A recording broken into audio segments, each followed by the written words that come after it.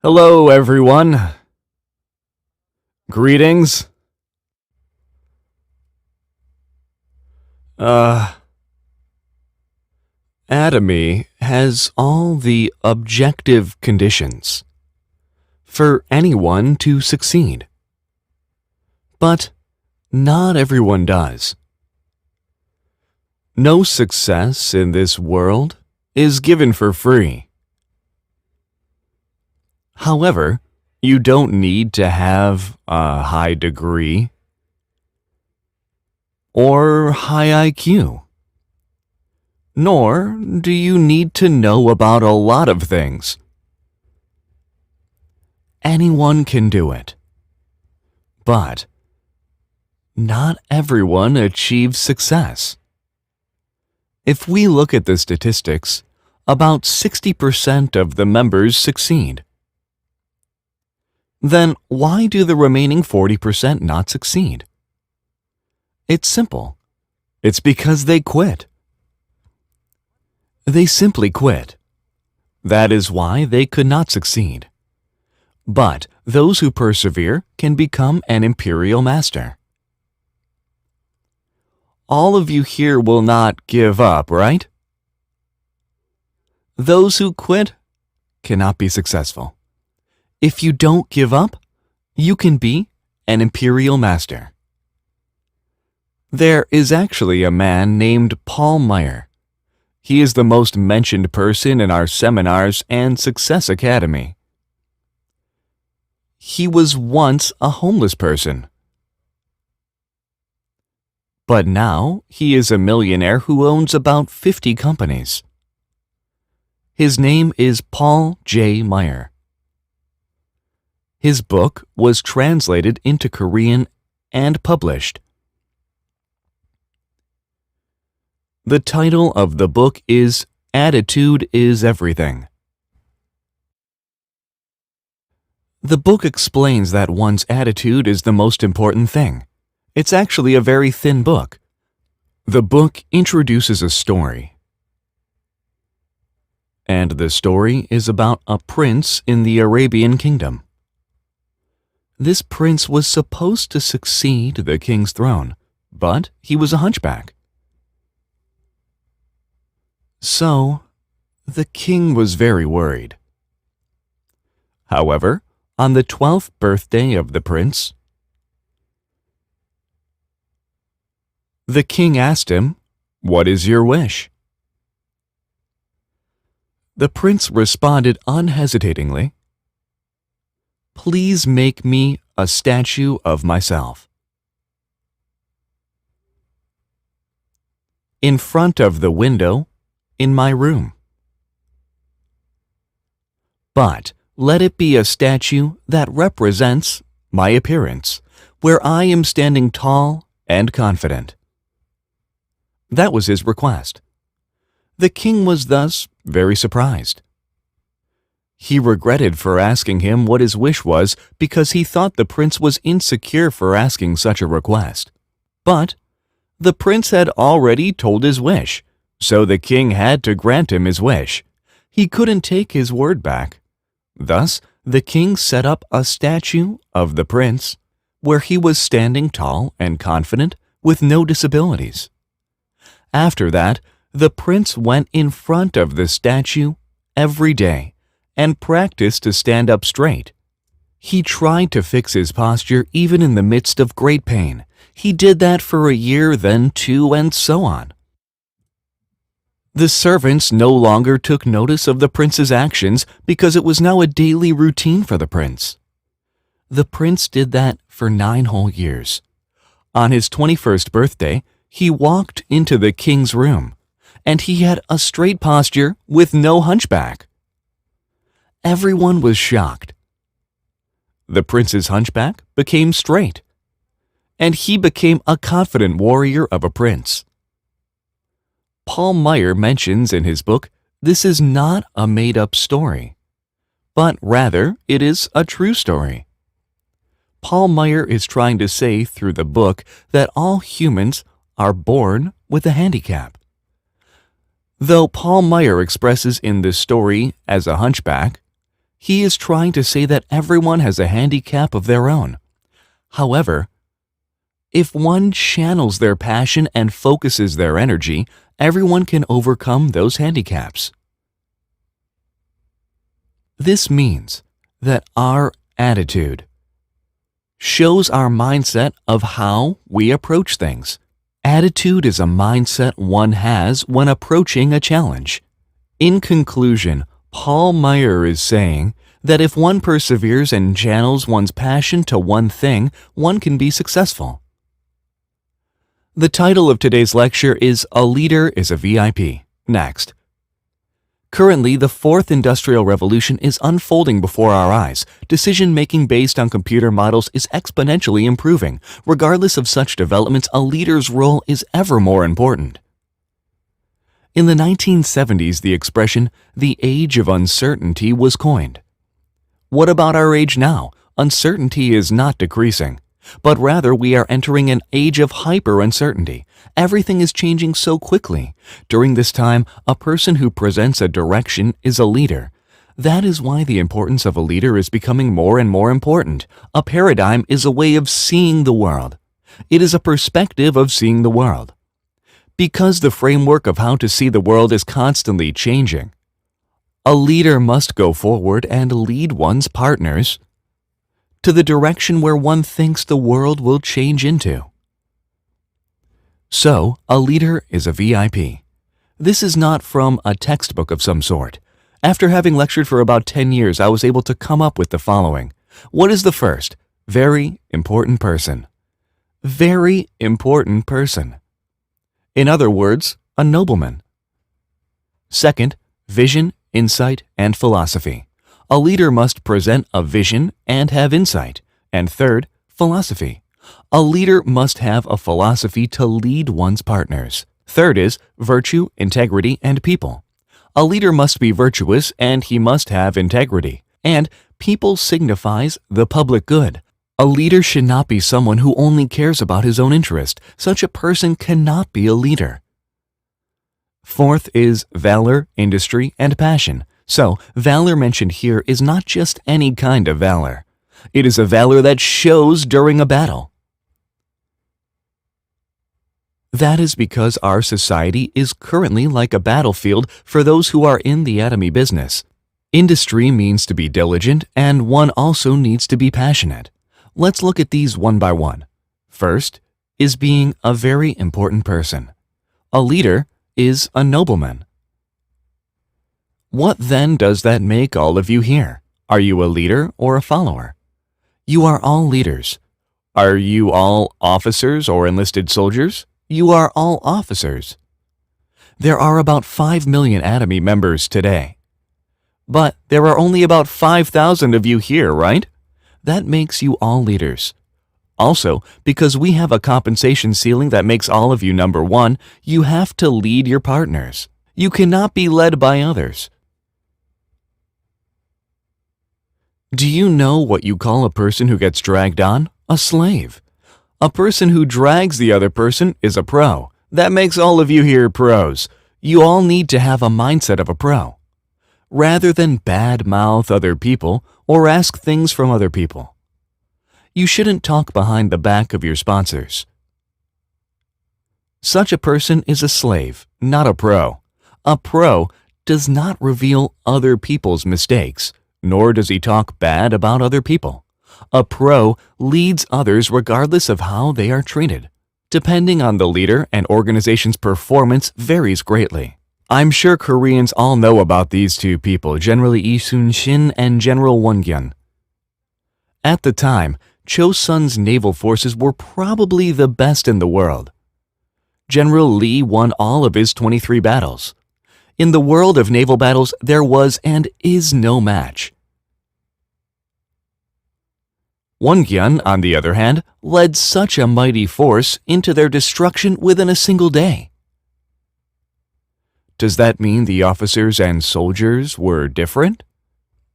No, they were all the same. The generals had the same personnel and material resources. They had the same turtle ship and Ponok ship. All the personnel and material resources were the same. But one person won all of his battles. Meanwhile, the other lost the only battle that they fought, which led to the total destruction of the naval forces. They were destroyed. The leader makes this much of a difference. Now, all of you are leaders. So you should not blame the company, your environment, your sponsors, and your partners. You just have to look at your own leadership. Next is a famous saying of Napoleon's. He said, if you had 100 lions as your army, but you are a dog, then that lion army will die fighting like a dog. However, if an army has 100 dogs, but if you are a lion, that army will fight like lions. Alexander the Great also said these same words. He actually said, I am more afraid of an army of sheep led by a lion than an army of lion led by a sheep leader. An army of sheep led by a lion. Your partners might be a sheep, but if you just sit and complain about them, that means you are a sheep as well. It means you are also a dog. It doesn't matter if your partners or soldiers are a sheep or dogs. If you are a lion, then the whole army will be a lion army. You should never blame other people. Next, a vision is an ideal state of where we want to go or what we want to achieve. If one wants to lead an organization, a leader must be certain of the group's vision. Only then can the organization run towards that vision. The person that presents this vision is the leader. What that means is that a leader leads the development of an organization. A leader should not focus on small things, but rather a leader must present a vision. That is long-term and from a grand outlook. And then you must go toward that vision. If you don't have a vision, you cannot go forward. A leader must do this.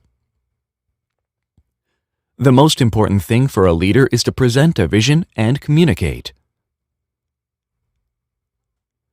When the world's first-class company, GE, was on the brink of collapsing, when it hit an overwhelming obstacle, Jack Welch became the company's CEO. He was the man that made GE into a first-class company again. What Jack Welch emphasized most during this time was education. Education.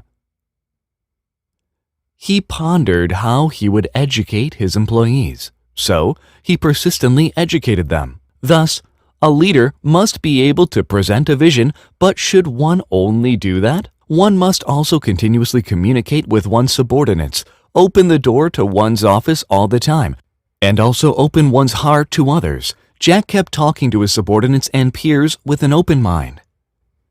And that was how he was able to make GE once again into a first-class company. Next is insight.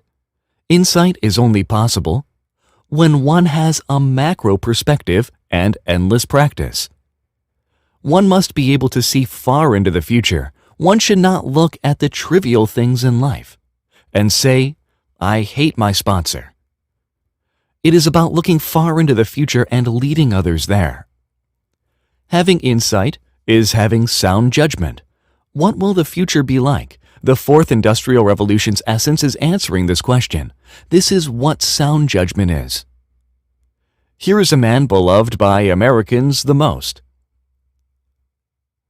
He did not even graduate from elementary school, but he is the only man in the U.S. history where his portrait is hung in the White House without having become the president. This is unprecedented. What reigns in one's 20s? The will. People in their 20s tend to give up quickly. They easily quit their jobs. What about in one's 30s? It is wisdom. And in one's 40s? It is sound judgment. If one does not judge well where one is going, that person will lead his subordinates and partners into an abyss. Next. Philosophy. Having a philosophy helps the leaders and partners run together towards a goal. A leader must have a philosophy, but this is not easy as it sounds. One must share their philosophy. Then what kind of philosophy must one have? It is the philosophy that Atomy presents. They are the creeds of the company: being, speed, and balance. You know all of this, right? Then there is our motto and our management objectives, the success of our members being a distribution hub and a premier company. What must we do in order to achieve this? If you share your philosophy, you will not fail. You will not act on your own. You just admitted that the goal is for the customer's success. From a sponsor's and leader's standpoint, who are the customers? All of your partners are also your customers. Also, all of you always say cherish the spirit, but if you only fill your own pockets by manipulating your partners, those are acts violating the company motto. If you share such philosophy, you can be successful. Next. Valor is a prerequisite for a leader. If a leader is a coward, the partners will also be cowards. Leaders must have a valor as a lion. Next. This is Rollo May, an existential philosopher. From a psychoanalytic standpoint, Rollo considers valor to be the most important factor. Valor is a prerequisite for survivability and development. So, a person with no valor cannot survive, nor can he improve. Next is industry. If you are lazy, you cannot achieve anything. A leader especially must be industrious. Industry, diligence are also capabilities. It is a capability. If you work for an hour and a half instead of an hour, your productivity goes up. A leader must be industrious. Passion. The engine for an organization's development is passion. In the past, in the 20th century, even until the 1990s, people thought that a person's success was determined by one's IQ. But after much research by researchers, they found out that IQ had no correlation to a person's achievement. It had no correlation. According to researchers, the effects of IQ in elementary school were 50%. If you had good grades in elementary school, that means student is very smart. In middle school, 30%. And in high school, IQ factored into only 20% of a student's grades. And what about in college? Only 10%. Once in society, IQ has barely any effects at all. Thus, after much research, researchers concluded that the factors that determined societal success the most was passion and perseverance. You just have to throw everything you got on life and never give up. Next. Passion is the foundation of development. This is what Henry Ford, the king of automobiles, said. Passion serves as a foundation for all kinds of development. If you have passion, you can achieve great things. If you have no passion, what remains? Only excuses. I couldn't do it because of this, because of the sponsors, because of my partners. Those things might be minor reasons, but you can overcome such obstacles with passion and perseverance. Next, virtue, integrity, and people. To have virtue is explained well in the Analects of Confucius. A virtuous person is never lonely but will always have a neighbor. The neighbor mentioned here is talking about your international partners. Those who have no virtue simply leave. In Lao Tzu's Tao Te Ching, it says, virtue is not about boasting. Those who are truly virtuous do not say that they are virtuous. Those who have true virtue do not boast their virtue. But those who have no virtue will boast that it was their virtue that brought success. These people, in fact, have no virtue. If you read books about trust, it expressed that you do not trust those who require of your trust. You know people who say, just trust me, I am trustworthy. Those are people that should not be trusted. Those who are trusted have no need to require of others' trust. The best reputation is the one with virtue. Such is true in our society and the US as well. A person may be smart and a person may be diligent. And a person's reputation may depend on all of those things. However, no matter how smart a person is, if that person does not have virtue, he is nothing. Next. Integrity signifies both honesty and diligence. Americans deem integrity to be the most important trait. You all know Warren Buffett, right? You know what he said? When I hire an employee, I only look at his integrity. He said that he looks at their diligence. Then, the next thing he looked at was ability. That is because those who are competent but not diligent would make a company fail. They lie and make the company collapse. Diligence is something that a leader must have. Next, a leader must cherish other people, which is working for the public's interest. This is in line with Adamy's spirit. This is what cherishing other people means. If you have a mindset to work for your partner's success or for your customer's success, then you will surely be successful. You can put these 9 traits into 3 categories. First, in order to become a very important person, what do you need? You need to have good character first. Then, to have the right attitude, you need passion, industry, and valor. After that, you need capability. To be a leader, you need to present a vision and have insight. And if you acquire these traits, you can surely be successful. The conclusion is noblesse oblige. I'm sure you all know this. It is a story of Rome. Rome was a small city-state located in the Midwest of Italy. How they built the greatest empire in the world was due to noblesse oblige. During battle, the noble class would first jump into the battle, and war cost and taxes were only collected amongst the nobility. This was what made Rome into a great empire, but as Rome expanded and got rich, they ran into a moral dilemma. The noble class stopped jumping into war, and they hired mercenaries instead. They stopped paying taxes and started to live a lavish lifestyle. That was what brought them to their ruin. So, what I'm trying to say is, all the imperial crown and royal masters here, as you continue to climb the ranks, you need to fulfill your duties as a leader. Then Adamy will never collapse. You will be able to make all of your partners into imperial masters. I hope all of you here will one day become imperial masters. Thank you very much.